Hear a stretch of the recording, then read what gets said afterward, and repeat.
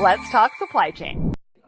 Hey everyone, welcome back to Let's Talk Supply Chain. Super excited to be here in Atlanta at the Women in Supply Chain Forum. And with me right now is Beverly. Now, you'll learn a little bit more about Beverly in just a minute. I want to kick things off with a question.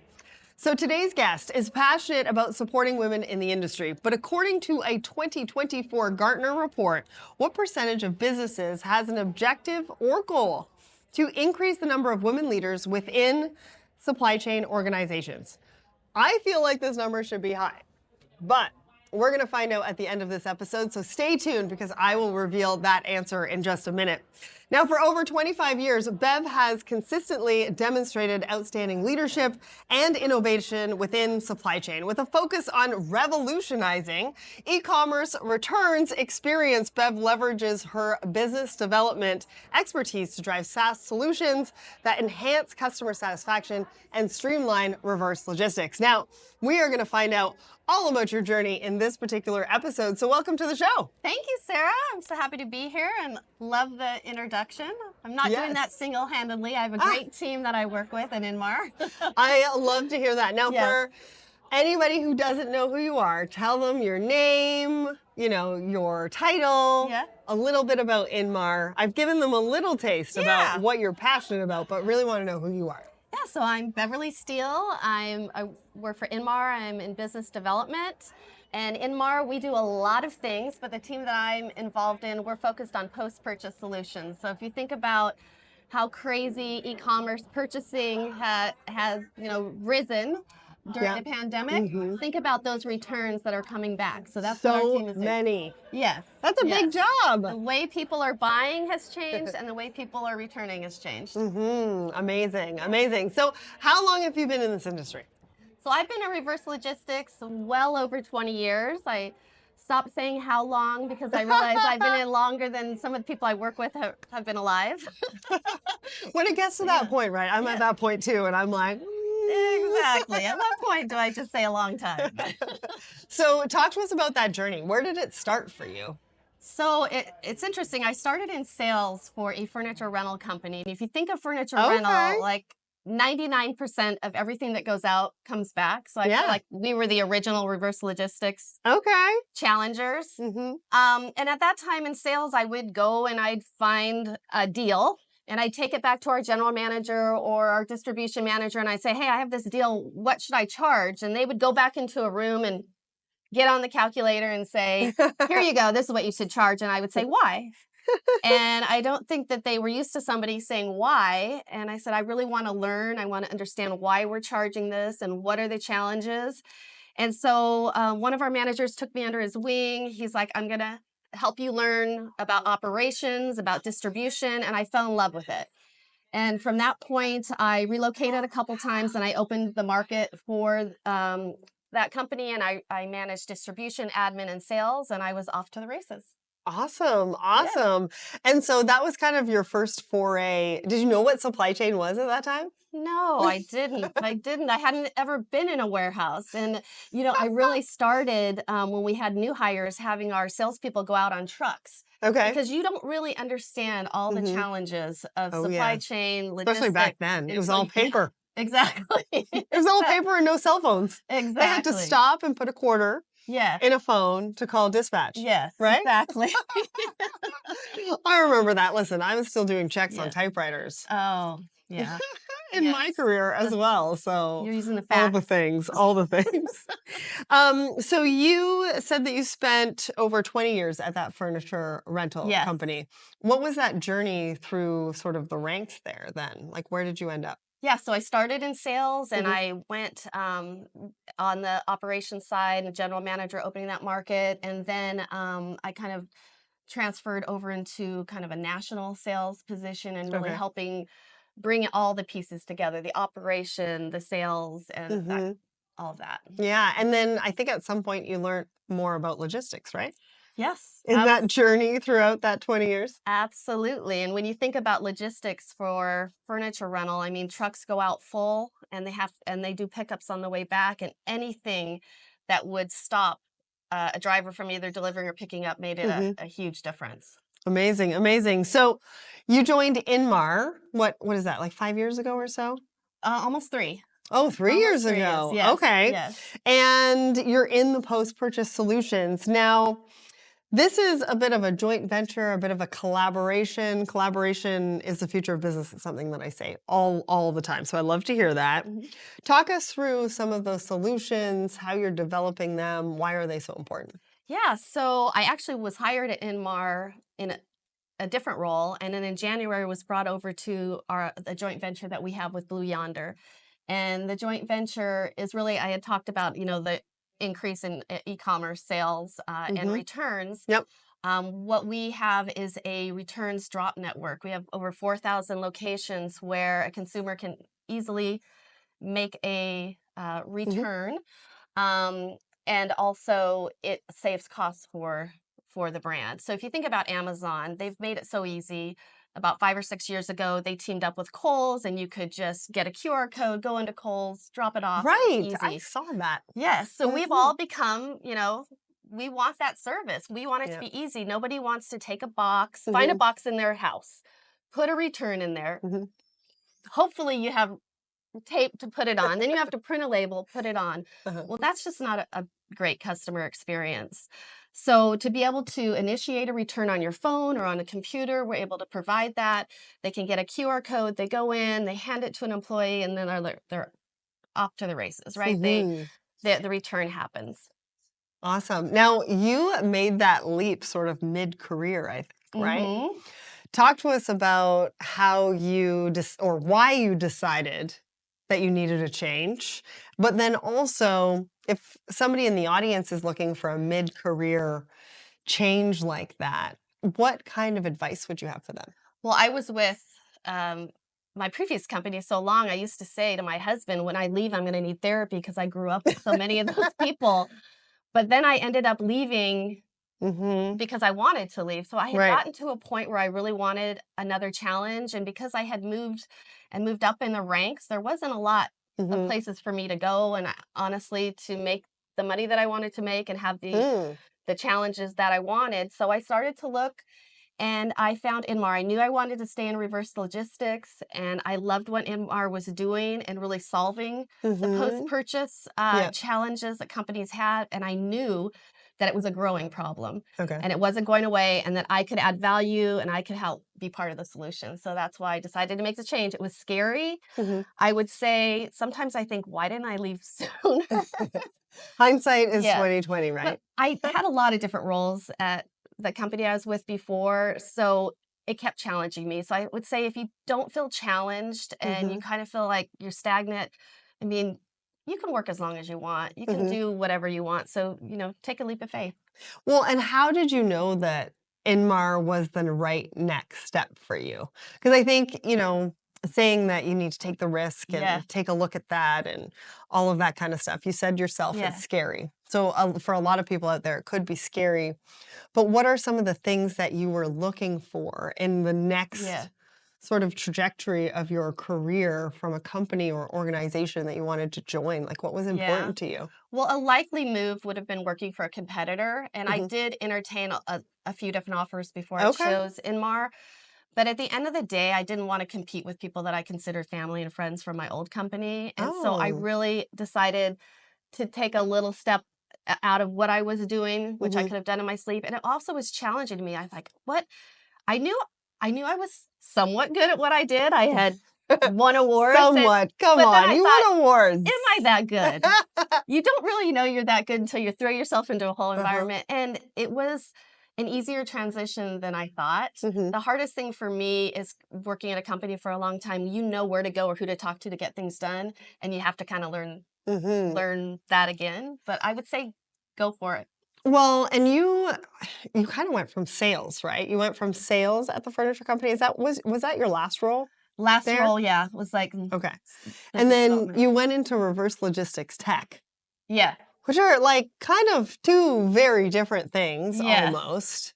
So how did you even see that that was an option for you? Because like you said, right, normally people will go to competitors or something like that, but you didn't want to do that. How did you figure out that maybe a different part of the industry? Because you said Yeah. reverse logistics, but you were in sales. So Right. how did you figure that out? Well, tech was really important to me because during the pandemic in the furniture rental industry, we did a lot of trade show and events. Well, that went dead for a couple of years, and that financially hurt the company. So I thought, if I'm going to move, I want to move into tech, something that maybe wouldn't be,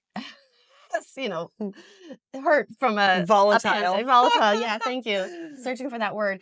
So that's really why I wanted to. Plus, it was challenging. Like, I want to learn that. I want to learn something new. And then I still had business development. I still had the reverse logistics. The operational piece was there. So everything fit together. So I decided to make that leap. Yeah. Yeah, I wanted to sort of spend some time in that area, right? Because it's interesting to me, and I think to the audience, of how we make decisions and how we end up on the path that we end up on. Yeah. And a lot of times we think that it's going to look a certain way, and then it doesn't, but you're open to opportunities. And that I think is sort of that key to success on that career path. You know what I mean? Yes. Yeah.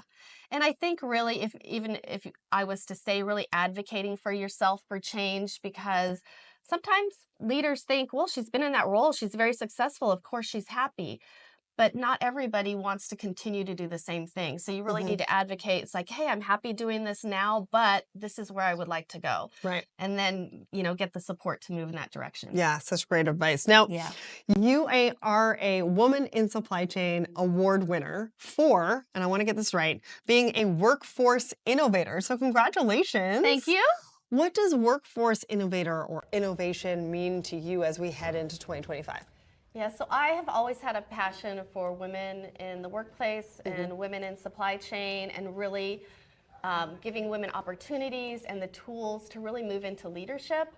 And I've done that I'm very involved with women at Inmar Network. I'm involved in the Reverse Logistics Association, Women in Reverse Logistics. Wow. I'm loving this event.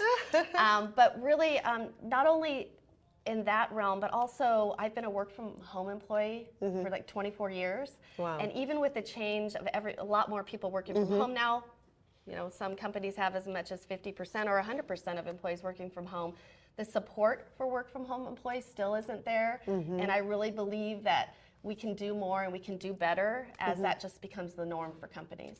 Is there a typical challenge that you hear being a part of so many organizations and being a champion for women in, different parts of supply chain? Is there a common challenge that we all sort of face, do you think?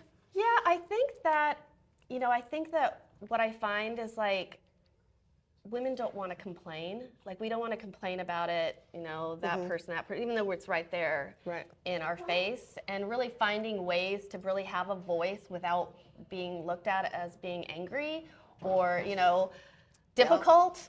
So that to me is the biggest challenge, because really if you were saying the same thing and potentially in a work environment as a man, it may be seen as being direct. Or, I don't know, maybe not passionate. Passionate, not the right maybe.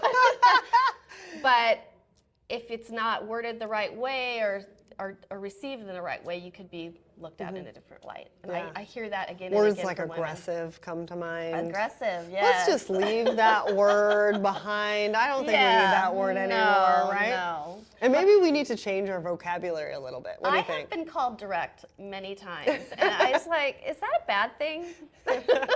Well, that's a good response to have. They call you direct and you look them in the eye and you go, well, I don't think it's a bad thing. Right. I don't think so. That is so funny. But also, I think we need to change the mindset around some of those words, right? Maybe we don't use the word complain. Yeah. Are we really complaining? Or are we trying to get perspective? Give perspective, right? Because if we're not using the words, then we really don't give the space for somebody else to use the words. Yes. And I think good leaders are open to a conversation, even if maybe there won't be immediate change, but there's a conversation and feedback. And to create environments where it's safe to do that is really important. Yeah, super, super important. Now, what does the award mean to you? I mean, this is, you said you've won some awards in the past. Yes, I have.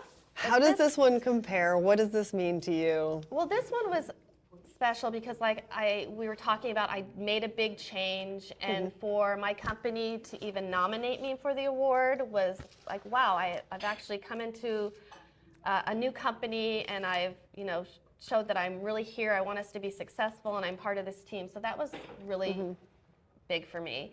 Awesome. And this is the first time I've been at this event, and now we're only a day in. I've met so many dynamic women, so many crazy positions and jobs they have. I met a woman yesterday that's like manufacturing steel and all this huge equipment, and it's just so amazing. And for me, I just want to make sure that I'm making the contacts, I'm getting people's cards, and it's not a whole nother year before we're having another conversation. Right. Yeah, so why is, you know, a forum like this, or even, you know, the Women's Supply Chain sort of membership that we have that brings everybody together on a regular basis, why do you think it's so important? I think, one, it helps us to know, hey, we're not alone. You know, a lot of us have the same challenges and the same things that we want. A funny thing, when I was coming down for this interview, I came down the elevator and there was a husband and wife, and they're not part of this event, and they're like, how's your Women in Supply Chain conference going? I'm like, oh, how did you know? And she's like, we've talked to people, and we're just so amazed how many women in supply chain. They were outside the industry, and they're amazed, and I honestly feel the same. Being here, there's just so many women, and they're dynamic, and it's great. So I kind of had that same feeling. I was in Chicago, I don't even know how long ago. I was in Chicago, and I was staying at the hotel, and the elevator kept stopping on this one floor, and it was a whole bunch of women. And I was like, what conference is this? What are you doing? And it was Moms in Dentistry. Oh, wow. Oh, yeah, it was amazing. I was like, you have a conference for moms in dentistry. Like, how cool is that? That is great. Right? So I had the same feeling that they had thinking about the Women in Supply Chain Forum. Now, you're a big supporter of career women, especially moms and younger women. Can you talk to me about that? Like, I know a lot of times it's hard for us in our career, or maybe we have to take a bit of a step back if we're having children, or at least that's top of mind for some women. Like, is this going to happen for me? What does that look like? So what do you think needs to change to make workplaces, cultures? Why is that important to you? Why do we need such a big change? For also, I think for them to also realize their potential as well. I agree. I mean, I spent most of my life, you talk about imposter syndrome, hiding the fact that I was a mom at work. Like, I never wanted to talk about my kids because maybe they would think I was less dedicated. And then I'd go drop my kids off at school, and my mom friends that didn't work, I was hiding the fact that I was a working mom because they were like, oh, she's leaving her kids. Like, so really kind of lonely. And I just really think that I have 3 daughters. Every time I was pregnant, I hid my pregnancy until I could hide no more, because I didn't want my boss to think I'd checked out, or maybe I wasn't coming back from maternity. I was always planning on coming back from maternity. I had one, after I had one of my daughters, I came back to work, and I was on a big conference call with a bunch of other general managers. And we had always focused on not having turnover. You wanted to keep your employees. And one of the managers was saying, oh my God, I have another woman going on maternity leave. And one of the leaders said, oh, maybe we should stop hiring women of childbearing years. I had just come back from maternity, and I was like, and of course that just supported what I thought in my mind, that I should never let anyone know that I was a mom. So for me, it's like, I just feel like we just really need to keep that conversation open. I mean, I think that, you know, everyone has children, everyone may need to leave early to go to a soccer game or a play, but believe me, I'm going to be staying late to get that project done, and it's not going to affect my results. Do we have to prove that anymore, though? Do we? I don't know. Like, I mean, come on. Well, they say there's flexible work, right? But are we really managing by results? Or are people, I mean, you hear about companies that have something to see if somebody's mouse is, or if their computer. It's like, really? Manage my results. Don't, I'm harder on myself than anyone would ever be. So I'll get the job done. I am not a micromanager. And I feel like we live in a world of micromanaging for no reason. I mean, we are adults. If there's no results, you know what's happening. Right. I mean, let's be real. Exactly. Let's talk about that. Right? Let's talk about that. Now, one of the other things that you're passionate about is work-life balance. Yes. Now, is there such a thing? I think there is. I think that some days I can be 80% one, 20% the other. Some days I'm 70-30, you know. But talk to us about that and how do you achieve it? I don't think anyone should strive for work-life balance. It's just the life that we want and all that it encompasses. And some days you're going to be working more. Yeah. And some days you're going to have to take off to go meet the dishwasher repairman. I mean, it's going to happen. So, you know, what do you want that life to be? And I feel the same way about health and wellness. You know, how do you create a life that you can get up in the morning and you don't go right to your computer, that you may go for a walk or a run, and then you ease into your job, and maybe your workout makes sense in the middle of the day, and you know, you've got your kids to run around to soccer practice, and maybe you want to do a little more work when you get home. So create that, create the lifestyle that you want. Yeah. I could never work at 8 p.m. I can't either. I cannot. I'm early to bed. But I am up early. I'm up early. My brain shuts off at like, no, I've worked until 8, but anything after 8, you do not want to talk to me. You don't want to get emails from me. Yes, exactly. Yeah, no, I'm not a late night. But do you have any advice for anybody when it comes to sort of trying to figure out that work-life balance and what works for them? Yeah, I think you just need to be really clear on what's important to you. And if you're in a work environment that you're not able to live the life that you want, then maybe it is time for a change. Yeah. Because not every company is going to have the culture that's you're going to thrive in. So, and then have those conversations with your managers. You know, they may be just as willing to give you a flexible because they know you're a valuable employee. I had when I had my first daughter, I was working in office, going into work all the time, and I said, I just cannot leave my baby. I mean, it's like hard. So I went to my manager and said, I can't do this. And they said, don't leave. Let us create a new position. And I was their first work from home employee. Okay. And nice. It was amazing for me. Amazing. Yeah. Yes. I love that. Well, we were debating on like moving to different places. And one of the things I was thinking about was maybe Portugal. But all of my business is on the East and West Coast. And I was like, that would mean that my lifestyle would change and I'd have to work till 10 or 11 o'clock at night. So my advice to everybody is know yourself. Know what you're good at, what you like to do, and create the life around it. I can't go to Portugal because I have to be working at 9, 10, 11 o'clock at night. Nobody wants to talk to me then. Well, our headquarters is in North Carolina and I live in San Diego. Perfect for me. I'm up early. I'm getting the emails. It's good. So time zone is important. Time zone is extremely important, okay? Yeah. All right, last question. What does the future hold for Bev or Beverly?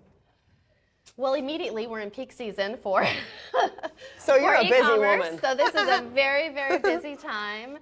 Inmar is just coming out with their pre-holiday e-commerce survey, which is really exciting. Probably by the time this airs, it'll probably be out on LinkedIn. Yeah. Where retailers are saying over 30% of things they're selling are going to be coming back, up to 30%.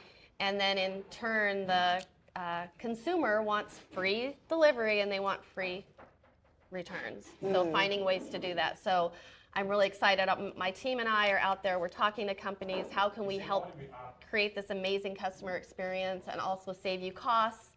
And we'll be, focused on that for the months to come. Awesome. And then personally, I really am so honored to be at this event and meeting all these amazing people. I had dinner with a great group last night.